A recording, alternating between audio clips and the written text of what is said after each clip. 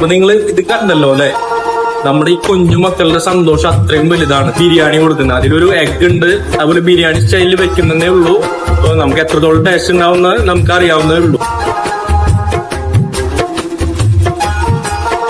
ഈ ബിരിയാണി പോലും കിട്ടാത്ത, അതായത് ഈ എഗ് സ്കൂളിൽ നിന്നുള്ള ഈ ബിരിയാണി പോലും കിട്ടാത്ത ഇഷ്ടംപോലെ കുട്ടികൾ നമ്മുടെ ഇടയിലുണ്ട്. ഉച്ചയ്ക്ക് കിട്ടുന്ന ഈ എഗ് ബിരിയാണി അവർക്ക് ഇത്രത്തോളം സന്തോഷം തരുന്നുണ്ടെങ്കിൽ, നമ്മൾ നേരത്തെ കണ്ട പോലെ അവർക്ക് നല്ല രീതിയിലുള്ള ഭക്ഷണം കിട്ടുവാണെങ്കിൽ അവർ എത്രത്തോളം ഹാപ്പി ആയിരിക്കും.